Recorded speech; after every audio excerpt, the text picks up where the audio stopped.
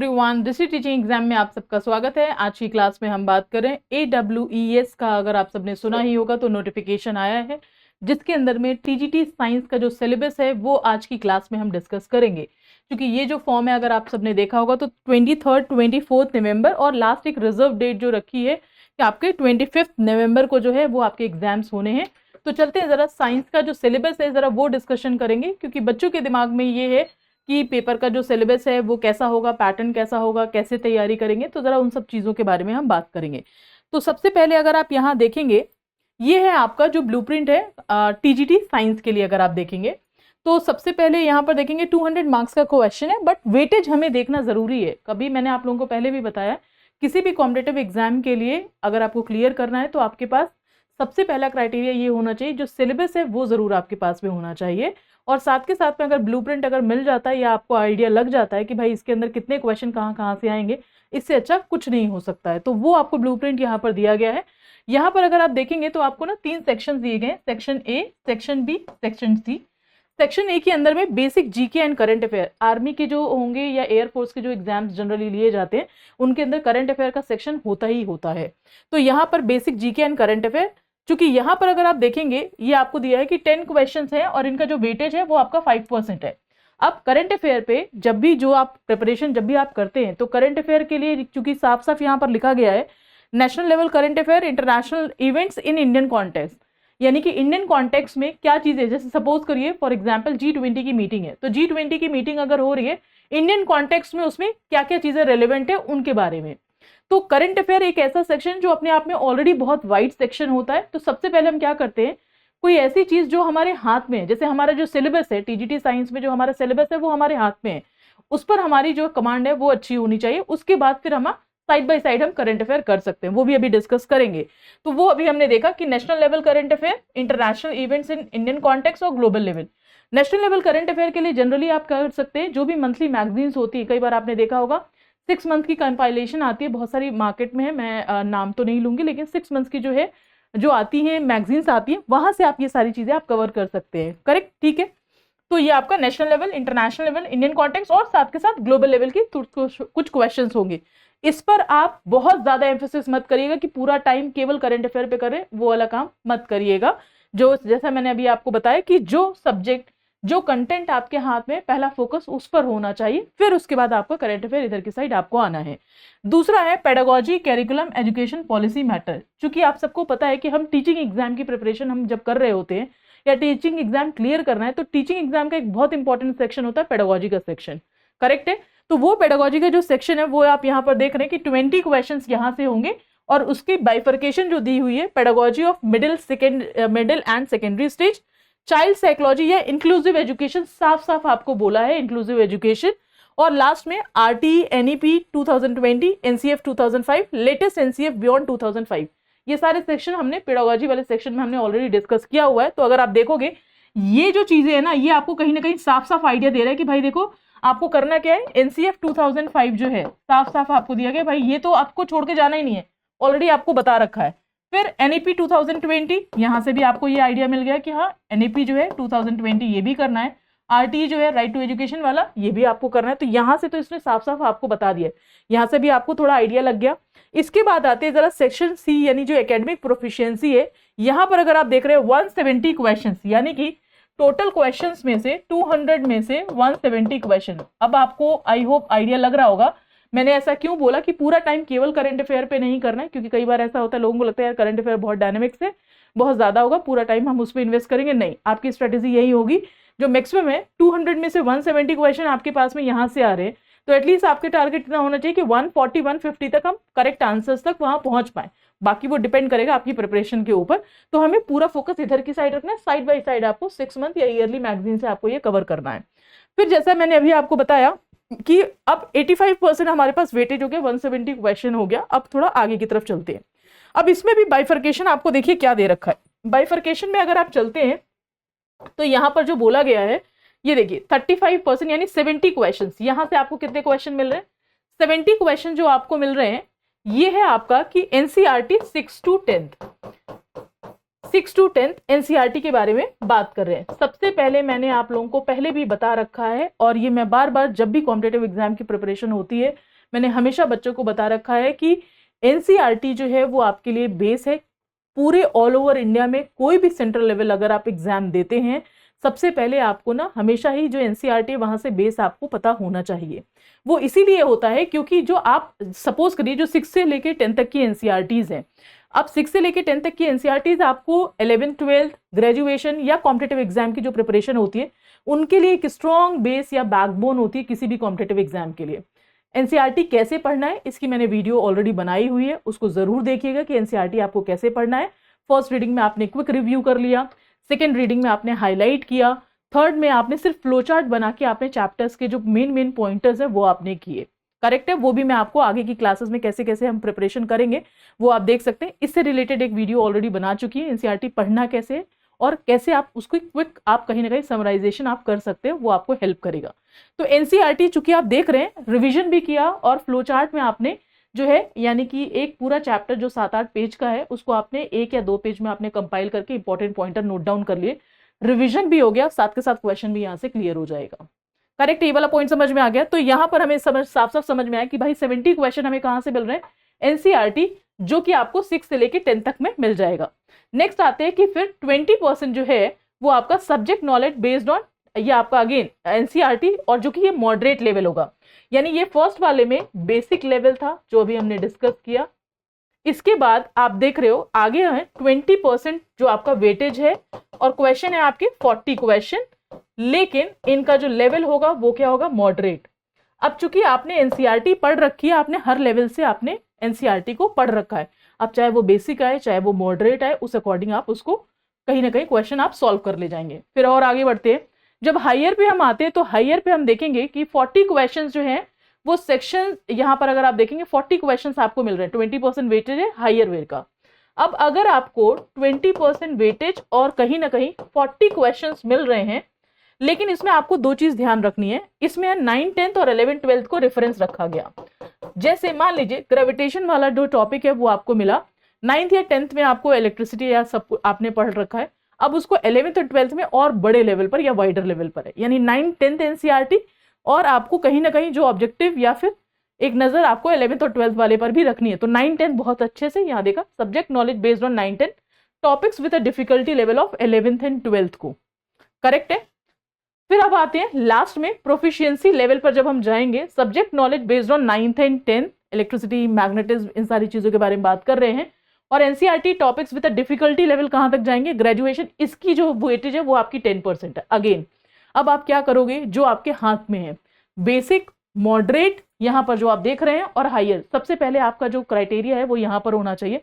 Preparation आपकी इसी हिसाब से आपको करनी है। पहले 6 से 10 तक की जो एनसीईआरटीज उनको बहुत अच्छे से 2-3 रीडिंग आप लगाओगे, फ्लो चार्ट में सारे पॉइंटर्स लिख लिया, उसके बाद से फिर आप जैसे 6 से 8 वाली 100% श्योर कर ली, फिर 9th और 10th पे आप जाओगे, जब 9th और 10th कवर हो जाएगा उसके बाद फिर आप 11th और 12th पे जाएंगे। तो ये होगी आपकी एक कहीं ना कहीं सही स्ट्रैटेजी होगी पेपर के लिए। अब चलते हैं जरा आगे की तरफ, थोड़ा और यहाँ डिटेल में जरा हम डिस्कशन करेंगे। तो अब पेपर की जो तैयारी है वो किस तरीके से होनी चाहिए, तो जैसा मैंने अभी आपको बताया कि प्रिपरेशन के लिए आप सबसे पहले आप एनसीईआरटी देखोगे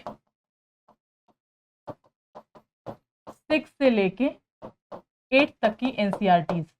करेक्ट है, इसमें कोई दिक्कत कोई परेशानी, ये 6 से लेके 8 कहीं ना कहीं यहाँ से आपको काफी इजी, ये आपको क्या करेंगे, ये आपका थोड़ा ना मोरल बूस्ट अप करेंगे।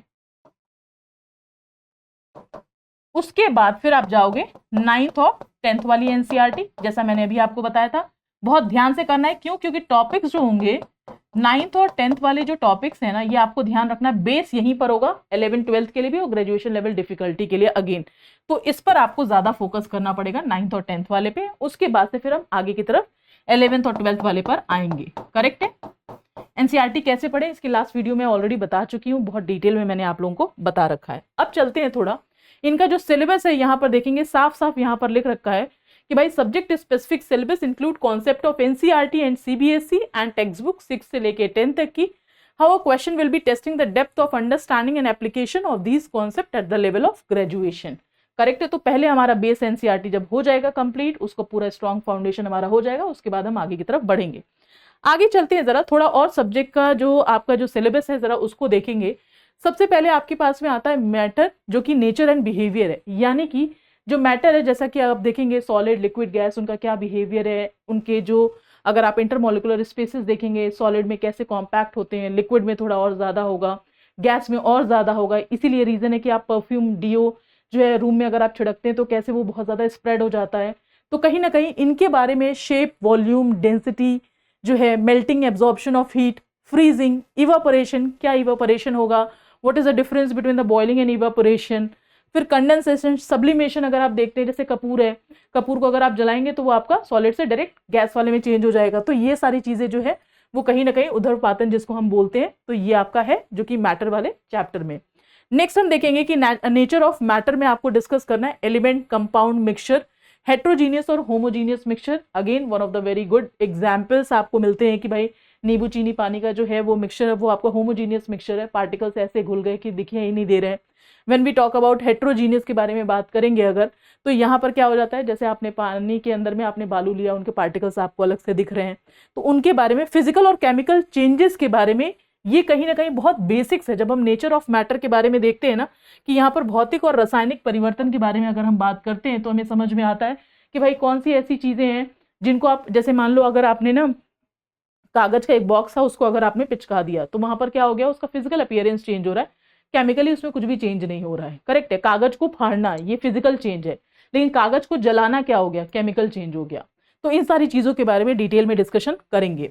फिर आता है particle nature and their basic units के बारे में, जैसे अगर आप देखेंगे परमाणु अणु क्या है, रासायनिक संयोजन का नियम क्या हो गया, फिर उसके बाद से chemical formula of common compound and atomic and molecular masses, ये सारी चीजें कहीं ना कहीं हम अपने सिलेबस में डिस्कशन करेंगे।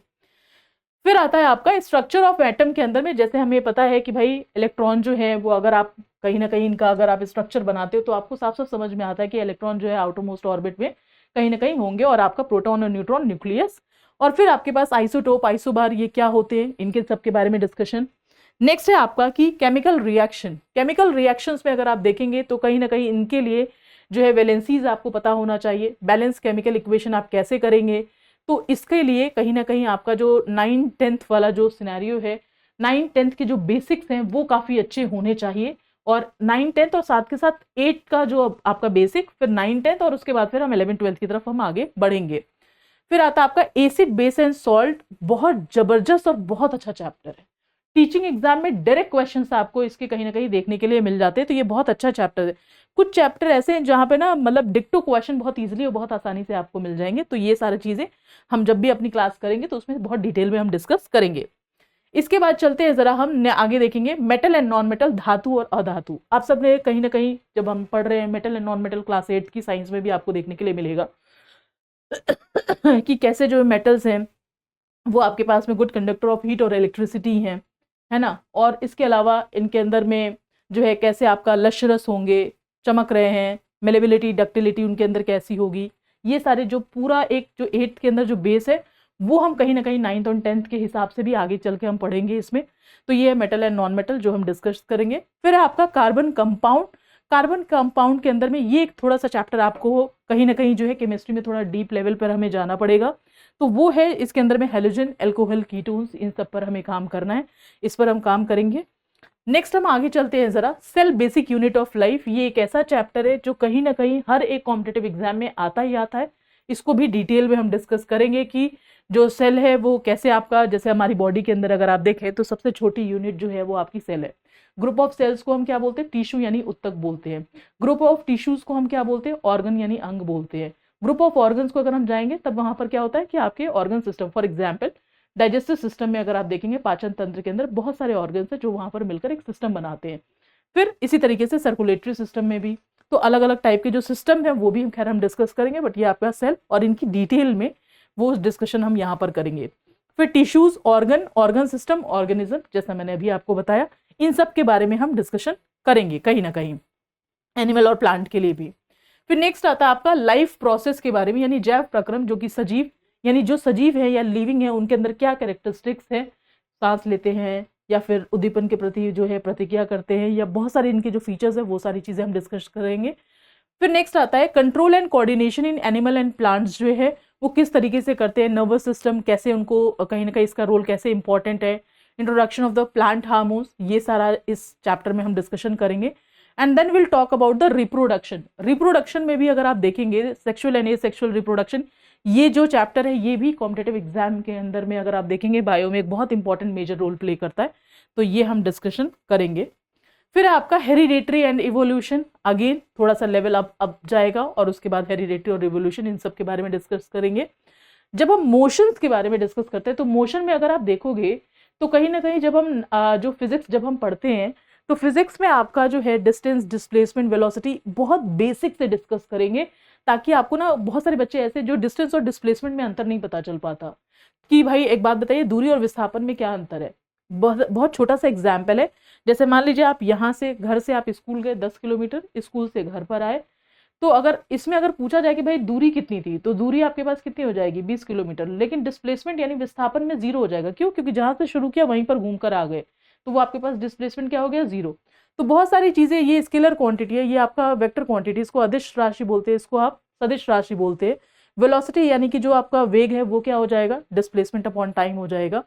फिर यूनिफॉर्म नॉन यूनिफॉर्म मोशन क्या होते हैं, एक्सेलरेशन यानी त्वरण क्या होगा, दूरी समय का ग्राफ, वेलोसिटी समय का ग्राफ, एक एक चीजें बहुत डिटेल में हम डिस्कस करेंगे। फिर आपका आता है force and Newton law. Newton आप सबको पता होगा, फोर्स इज इक्वल टू होता है मास इनटू एक्सेलरेशन, और साथ के साथ इनमें हम डिस्कशन करेंगे न्यूटन का first law, second law, third law, law of inertia, फिर F is equal to M A, third वाला एक्शन एंड रिएक्शन वाला, कि every action has equal and opposite reaction. इनको भी बहुत डिटेल में हम बहुत अच्छे से पढ़ेंगे। इसके बाद अगर हम चलते हैं जरा नेक्स्ट वाले पर, ग्रेविटेशन में अगर आप देखेंगे तो ग्रेविटेशन वाला जो चैप्टर काफी अच्छा खासा चैप्टर है, ये आपको इंट्रोडक्शन में 9th-10th में भी आप पढ़ रहे हो, और आगे चलकर भी आप ग्रेजुएट उसमें 12th में भी कहीं ना कहीं जो है वो आपका 11th-12th में भी आपको ग्रेविटेशन का चैप्टर अच्छे खासे से दे रखा है। फिर आपके पास आता है कि फ्लोटेशन के लिए, फ्लोटेशन वाला जो टॉपिक अगेन आपको हायर साइड पे आप जाएंगे। वर्क एनर्जी पावर जो है वो आपको 9th-10th में अगर आप करते हैं, इससे पहले भी थोड़ा थोड़ा इंट्रोडक्शन कहीं ना कहीं है कि work is equal to force into displacement. फिर आपका जो एनर्जी है, पावर, इन सब चीजों के बारे में डिस्कशन करेंगे। Law of conservation of energy, energy can neither be created nor be destroyed, only it can be transferred from one body to another. फिर साउंड के बारे में डिस्कशन करेंगे। साउंड भी आपने देखा होगा, जितने टीचिंग एग्जाम है सब जगह पे साउंड के बारे में पूछा जाता है कि भाई साउंड जो है कौन सी ऐसी साउंड है जो हम सुन सकते हैं, कौन सी ऐसी साउंड है जो जानवर सुन सकते हैं। फिर इसके अलावा एम्पलीट्यूड, फ्रीक्वेंसी, इन सारी चीज़ों के बारे में जरा हम करेंगे, इको डिस्कशन करेंगे। फिर आता है आपका इफेक्ट ऑफ करंट, बहुत अच्छा चैप्टर है ये। एक ऐसा, जैसे करंट इलेक्ट्रिसिटी जब आप पढ़ते हो ना, तो आप इसमें जैसे आपका रेजिस्टेंस क्या होगा, वोल्टेज क्या होगा, सीरीज पैरेलल कॉम्बिनेशन, तो ये पूरा जो चैप्टर है बहुत तरीके से इस चैप्टर को करेंगे, बहुत अच्छा। और कहीं ना कहीं अच्छा खासा जो वेटेज है ना इस चैप्टर में, आपको बहुत सारी चीज़ें आपको मिल जाएंगी। बल्ब जल रहा है, क्यों जल रहा है, और इसके अलावा अगर आप देखेंगे शॉर्ट सर्किट हो रहा है तो वो क्यों हो रहा है, उसके पीछे क्या रीज़न है, तो सर्किट क्या है, कैसे काम करती है। फिर आपका जो inter relation electric power P V I और आर, इनके बीच का जो रिलेशन है वो कैसे है, इन सारी चीज़ों के बारे में बात करेंगे। एक एक फॉर्मूला को बहुत डिटेल में बहुत आराम से हम डिस्कस करेंगे कि भाई ओम्स लॉ क्या होगा, V is equal to I R हो जाएगा, फिर P is equal to V I हो जाएगा, कैसे इनका आपस में इंटर रिलेशन हम निकाल सकते हैं, AC DC करंट, ये सारी चीज़ें हैं जो आपको यहाँ पर सिलेबस में मिलेगा। फिर आपके पास आता है फूड प्रोडक्शन के लिए, प्लांट और animal breeding, selection for quality of improvement, management, fertilizer और मेन्योर की हम क्यों यूज़ करते हैं, मेन्योर कैसे आपका नेचुरल तरीके से हम प्रोडक्शन को और अच्छा बढ़ा रहे हैं, केमिकल जब हम यूज़ कर रहे हैं कि ताकि क्रॉप का प्रोडक्शन बहुत अच्छा हो जाए, वो आपका फर्टिलाइजर्स के लिए, ये बहुत ईजी चैप्टर्स है। Natural phenomenon, again one of the very easy chapter. दिखने में आपको ऐसा लगता है कि यार लाइट वाला जो चैप्टर है ना, कैसा लाइट का चैप्टर, बट बहुत आसान चैप्टर है, बहुत आसान, कि आपको reflection, refraction, dispersion of light, और साथ के साथ में अगर आप देखेंगे जो है जैसा हमने यहाँ पर डिस्कस किया कि रिफ्लेक्शन हो गया, रिफ्रैक्शन हो गया, फिर आपके पास से लेंस हो गए, कॉनकेव लेंस, कॉन्वेक्स लेंस, फिर आपके पास में जो है आपका कॉनकेव और कॉन्वेक्स मिरर के बारे में डिस्कशन करेंगे। एक एक चीज़ें इनके बारे में बहुत डिटेल में आराम से डिस्कस करेंगे। और इन सारे चैप्टर्स पर अगर आपने देखा होगा तो पहले भी हम क्लासेस ले चुके हैं, बहुत डिटेल में बहुत आराम से इन पे डिस्कशन करेंगे नेचुरल फिनोमेनन के अंदर। फिर लास्ट में अगर आप देखेंगे यहाँ पर आपको ये दिख रहा है कि are environment, ecosystem, environmental problem, again one of the very easy chapter. तो यहाँ से आपको ना, आपको क्या करना है, सिलेबस में से जिन जिन टॉपिक पे आप बहुत कंफर्टेबल है वो टॉपिक्स आप पहले कर सकते हैं। जैसे ये टॉपिक बहुत अच्छा, बहुत इंटरेस्टिंग है, इकोसिस्टम क्या है, everything surrounding us is an part of the environment, but environment में बहुत सारे चैलेंज है, कौन कौन से चैलेंज है उनके बारे में। ओजोन डिप्लीशन क्या होगा, जब पोल्यूशन का लेवल बढ़ेगा तो आपने देखा होगा कि हमारे एटमॉस्फेयर के अंदर में ओजोन लेयर है वो डिप्लीट होती है। फिर कहीं ना कहीं जब अगर आप अर्थ पे अगर आप देखेंगे जैसे जैसे टेम्परेचर बढ़ेगा ग्लोबल वार्मिंग बढ़ेगा, ग्लोबल वार्मिंग बढ़ने से जो आपका ग्लेशियर्स हैं वो आपके मेल्ट होंगे। तो ये सारी चीज़ें जो है वो कहीं ना कहीं यहाँ पे डिस्कशन करेंगे। फिर वेस्ट प्रोडक्शन, वेस्ट को कैसे मैनेज करेंगे, उन सारी चीज़ों के बारे में। बायोडिग्रेडेबल नॉन बायोडिग्रेडेबल पूछता है कौन सी ऐसी चीज़ें इजीली डिकम्पोज हो जाएंगी, जैसे पेपर है बहुत इजीली डिकम्पोज हो जाएगा।